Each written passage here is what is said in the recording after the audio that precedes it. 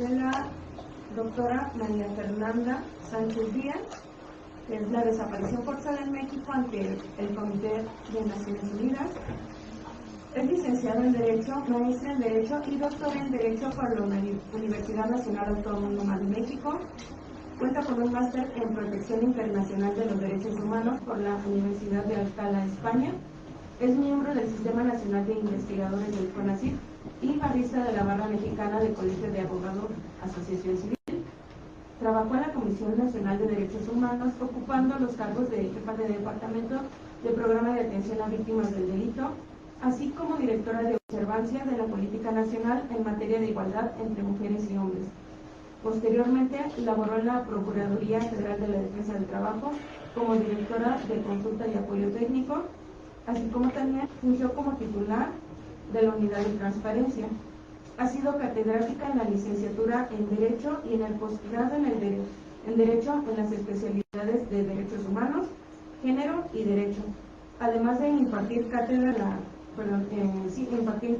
en Derecho y ser tutora de maestría y doctorado en Derecho de la Facultad de Estudios Superiores Zacatlán de la UNAM.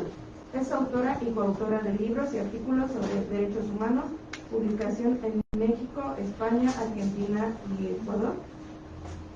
Les pido por favor un aplauso para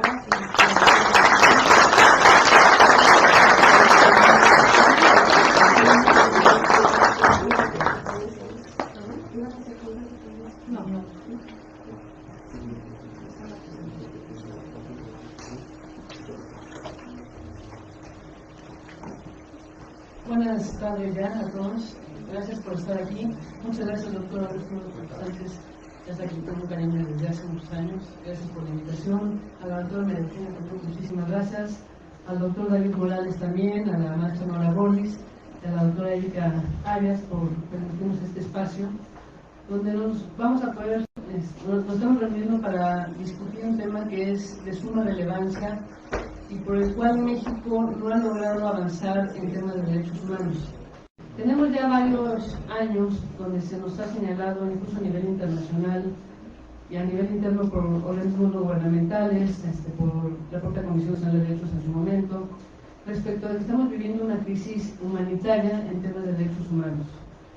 La desaparición forzada de personas ha sido una de las actuaciones que el Estado y ahora el crimen organizado con la licencia del Estado pues han perpetrado como un mecanismo de control social para la población, para mandar mensajes cuando se está haciendo incómodo. Lo vemos particularmente con periodistas, cómo están matando periodistas, desaparecen políticos también, y ya no es un delito que se cometa simplemente contra algunos actores políticos que estén generando cierta incomodidad, sino que es un delito que, al igual que lo vemos como por ejemplo con el secuestro, que se ha ido democratizando, que puede desaparecer desde un niño hasta un adulto mayor, una mujer o un hombre. No importa la profesión a la que se estén dedicando, ya cualquiera estamos a expensas de desaparecer en cualquier momento. También uno de los factores que ha contribuido al incremento de las desapariciones pues es necesariamente el tema migratorio. México es un país de tránsito hacia los Estados Unidos. Lamentablemente, para las personas que llegan a México con la esperanza de cruzar a Estados Unidos, decir ya estoy cada vez más cerca de llegar al sueño americano, pues se encuentran con la sorpresa de que México es prácticamente el infierno para un migrante. ¿Por qué? Porque se va a someter a las extorsiones tanto del crimen organizado como de las autoridades, como puede ser el Instituto Nacional de Migración, el Ejército Mexicano, la Marina, la Guardia Nacional. Todo eso está documentado en quejas que se han presentado y recomendaciones que en su momento ha emitido la Comisión Nacional de Derechos Humanos, y también por observaciones que ha hecho el Comité de Naciones Unidas contra la desaparición forzada en el caso de México. Observaciones de las que México siempre se ha rehusado a aceptar, incluso ha entrado en un conflicto político a nivel internacional con Naciones Unidas, porque no está de acuerdo con las observaciones que se realizan. De hecho, no hay una colaboración realmente con Naciones Unidas cuando se vienen estas evaluaciones, y desde el gobierno de Felipe Calderón se empezaron a presentar ciertos aspectos controvertidos con Naciones Unidas, que se continuaron incluso con el gobierno de Peña Nieto, y que López Obrador ya pues, presentó una postura más abiertas en Naciones Unidas. Sin embargo, en la práctica vemos que sigue incrementándose el número de desapariciones forzadas. ¿Le pueden dar siguiente? Muchísimas gracias. No voy a entrar al tema de qué es la desaparición forzada porque ya se ha abordado. Aquí la intención prácticamente es que no se logre encontrar a una persona por diversos aspectos. Puede ser que una desaparición forzada sea por motivo de esconder un cuerpo, puede ser un caso de feminicidio, por ejemplo, y puede venir desde la violencia familiar, puede ser con temas, como decía yo, políticos, mediáticos. Entonces, aquí nos vamos a presentar con temas de arresto, detención, secuestro, cualquier otra forma de privación ilegal de la libertad que sea perpetrada por agentes del Estado. ¿Qué es lo que yo veía en la práctica? Que muchas veces los desaparecidos se iniciaban con una detención arbitraria. ¿Qué quiere decir? Que no había una orden judicial para detener a una persona, puede ser que llegaran a su domicilio, o puede ser que la levantaran en la calle, que es un término que se ocupa lamentablemente, levantón, donde aquí sí ya la persona no va a volver a aparecer, o sea, no va a haber un intercambio como si sucede con el delito de secuestro. Y como bien comentaba el licenciado, pues es un delito continuado. México tardó tiempo en tipificar el delito de feminicidio, de desaparición forzada, y precisamente venía por las presiones internacionales del Comité de Naciones Unidas que le ordenaban a México que tenía que tipificar. México, yo lo he comentado sobre todo en mi clase, presume mucho de que crea leyes nuevas, leyes generales, leyes especiales, tipifica delitos, pero lo que han dicho los comités de Naciones Unidas es que en un primer momento está bien que hagas todo este cuerpo normativo. Sin embargo, México se queda simplemente en presumir esos logros. No hay ningún cambio en esta tipificación. O sea, no ha disminuido la incidencia delictiva en la desaparición forzada de personas por el hecho de que se haya tipificado. ¿Por qué? Porque si también nos vamos a la cifra de delitos no denunciados, pues tenemos una cifra que está rondando el 93% de delitos no denunciados. Y si a eso le sumamos que pensamos que el Estado forma parte de la desaparición forzada, ¿cuántas personas van a tener el valor o van a ser tan arriesgadas, por otro término, de acudir a las autoridades a denunciar una desaparición? Entonces, porque no se sabe ya realmente qué tanto está confabulado el crimen organizado con el Estado. Y ahorita que hablábamos, ¿por qué no se acaba con este problema? Porque es un negocio. Lamentablemente para el país representa muchísimo dinero el tema del narcotráfico, el tema de la desaparición forzada de personas, el tema de la trata. Entonces, no le conviene a ningún gobierno acabar con algo que les está generando demasiados ingresos.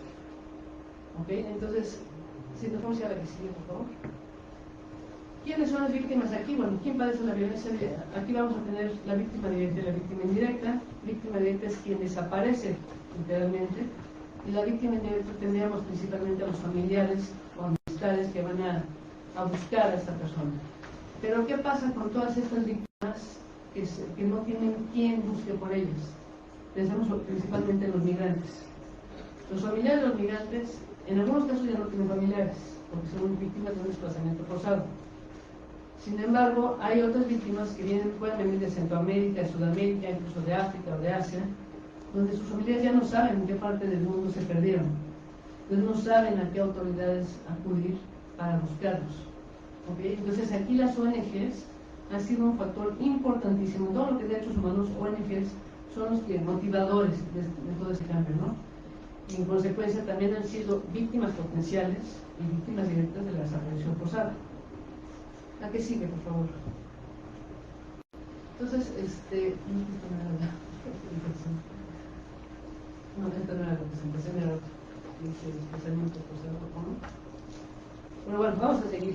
Estamos hablando que es un problema, les decía yo, de crisis humanitaria, al punto que se ha considerado que la desaparición forzada es un crimen de lesa humanidad. Aquí el daño va a perpetrar hasta que aparezca la víctima, ya sea con vida o sin vida. Existe un registro nacional de personas desaparecidas y no localizadas, que también ha sido presiones internacionales, porque al gobierno tampoco le gusta que salga a la luz estas cifras, porque es evidenciar el fracaso de sus políticas. Todo lo que implica derechos humanos requiere de voluntad política. Y yo lo vi a nivel profesional. Les puedo decir, por ejemplo, el caso de Chihuahua. En su momento pudimos, su momento acudimos al estado de Chihuahua, acaban de matar a Marisela Morales, y nos reunimos con el secretario de Gobierno para implementar la Red Nacional de Atención a Víctimas de Secuestro. Y es el único estado que se negó a participar con la Comisión Nacional de Derechos Humanos. Por eso les digo que es un tema de voluntad. Aquí es juntar a todos los actores para eficientar la búsqueda de las personas, ya sean por víctimas de secuestro, por temas de desaparición. Y las ONG son las que están jalando al Estado, presionando. Y lo están haciendo con recursos propios o con recursos que llegan a bajar, pues a veces de Naciones Unidas, de la Comunidad Económica Europea, que son los que están coadyuvando con estas búsquedas, ¿no? El Estado, aun cuando tiene ciertos recursos económicos, los destina de manera inadecuada. ¿Qué es lo que hemos visto en los últimos años? Un debilitamiento de las instituciones. La Comisión Nacional de Búsqueda cada vez tiene menos recursos. Entonces, ¿qué es lo que se ha buscado aquí? Ya ni siquiera hacer autopsias a los cuerpos que llegan a encontrar. Y cuerpos que llegan a encontrar con un estado de descomposición terrible. A veces lo que encuentran, lo digo con todo respeto, son rompecabezas. Entonces, es muy complicado lograr identificar a las víctimas y que sus familiares puedan darle, como se dice, cristiana sepultura y cerrar ese ciclo de violencia, ¿no?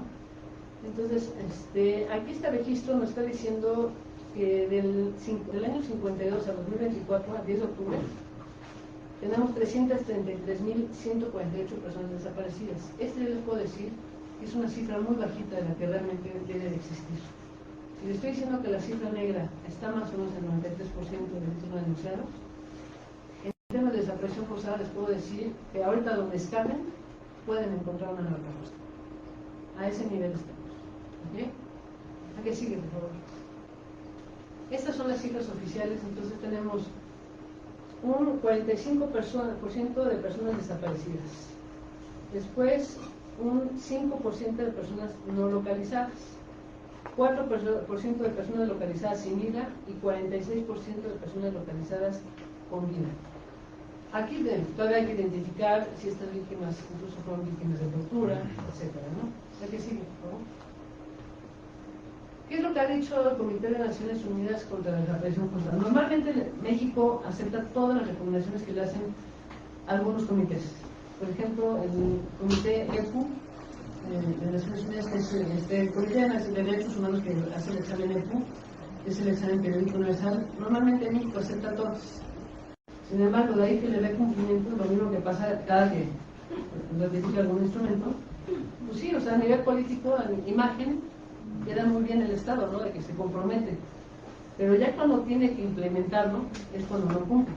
Porque esa implementación implica reformas legislativas para establecer atribuciones a las instituciones y, por supuesto, dinero. Entonces, dinero que se está ocupando para otros fines. ¿Okay? Entonces, el Comité de Naciones Unidas ha dicho, por ejemplo, en la primera evaluación del año 2015, dice: la información recibida por el Comité ilustra un contexto de desaparición generalizada en gran parte del territorio. En el 2015 les puedo decir que el principal problema que teníamos era el norte del país. En la parte sur del país estábamos hablando de problemas más de índole sexual. ¿Okay? En el centro no había tanto problema de desaparición forzada como sí existía en el norte del país, sobre todo por ser zona fronteriza. Después tenemos el caso de Ayotzinapa. El caso de Ayotzinapa en el año 2014, pues se evidenció toda esta coparticipación que había entre el crimen organizado y el Estado. Un caso que hasta la fecha no se ha resuelto y por supuesto que no se va a resolver. Cada institución que ha investigado tiene su verdad. Una la tiene la Comisión Nacional de Derechos Humanos, otra la tiene el Gobierno Federal y otra la tiene la GIEI de la Comisión Interamericana de Derechos Humanos. ¿Okay? Entonces, el derecho a la verdad que tienen las víctimas, reconocido en la Ley General de Víctimas, pues no se va a materializar jamás. Aquí le pedían al Estado que definiera y tipificara el delito de desaparición forzada. Esto permite, les decía yo, ver en cifras cómo está la magnitud del problema. Señalaban falta de información estadística precisa, después empezaron a sacar más adelante información, pero no la sacaban de una manera desagregada, entonces no se permitía identificar quiénes podían ser víctimas potenciales de la desaparición forzada, porque muchas veces el argumento del Estado para criminalizar y quitarse la presión es decir, el narco se mata entre ellos, o sea, los conflictos que estamos viendo son problemas entre ellos. ¿Okay? que la sociedad no se asuste. Pero la realidad es que ya hay muchísimas víctimas colaterales en estos casos. Tenemos políticas públicas integrales y coordinadas para la prevención, investigación, sanción y erradicación del delito. Aquí también lo que en mi experiencia pude percibir es que no existe una colaboración entre las instituciones. Hay doble actividad en las investigaciones, la eficiencia de los recursos no se logra materializar, sale demasiado costoso porque no saben aprovechar lo que hace cada institución. ¿A qué sigue, por favor? Me voy un poquito más rápido. Desde 2015, y fíjense, ya venía el Comité Cerrado desde el año 2006 diciendo a México, necesitamos cifras desagregadas de víctimas de violencia de género desde el 2006. En 2015 el Comité de Desaparición Forzada le dijo a México, necesitamos cifras desagregadas por sexo, edad, nacionalidad, lugar y fecha de la desaparición de migrantes, por ejemplo, ¿no? El comité recomendó al Estado a fin de asegurar que las desapariciones forzadas cometidas por un militar, contrato militar, quedarán expresamente excluidas de la jurisdicción militar y solamente puedan ser investigadas y juzgadas por las autoridades civiles competentes. ¿Qué va a pasar? Fíjense, eso fue todo un escándalo en su momento a nivel político, porque decían, ¿cómo entonces los juzgados civiles van a sancionar a los militares? ¿Dónde queda el foro militar? ¿Qué pasa ahorita con la Guardia Nacional que se está trasladando a la Sedena? Otra vez volvemos a ese mismo problema. ¿Okay? Vamos a la siguiente, por favor, para ir cerrando. 2019 tenemos, dice, evaluar de manera permanente y transparente y con base en indicadores confiables el grado de implementación de la ley general. Con indicadores confiables, y gobierno olvídense que sean confiables. Siempre hay una manipulación para tratar de disfrazar, y lo vimos en este sexenio anterior, donde la propia presidenta de la Comisión Nacional de Búsqueda renunció, porque le estaban pidiendo que maquillara las cifras, porque políticamente no les conviene. ¿Okay? Después hablan de la tipificación como crimen de lesa humanidad, adaptar medidas para capacitar al personal. ¿Cuál es el problema con la capacitación? Que hay tanta rotación de personal que yo puedo llegar y capacito a unos servidores públicos, les doy a un diplomado, y esos servidores públicos en el siguiente sexenio ya no están. Entonces tengo que volver a empezar de cero para sensibilizar en un tema tan delicado como son las violaciones de derechos humanos, sobre todo de desapariciones forzadas. Y ya lo cierro rápidamente, si nos vamos a la última, no, más adelante. Ahí. Estas son las últimas observaciones que hizo el Comité de Naciones Unidas y habla de la falta de recursos. Aquí tendríamos que estar hablando de recursos etiquetados, recursos que, por ser un tema de derechos humanos, tendrían que tener un piso, que no pudieran disminuirse y obligar realmente a transparentar cómo se están ejerciendo los recursos y que no puedan estar pasando un recurso, se me acabó esta partida, pasan acá. ¿Okay?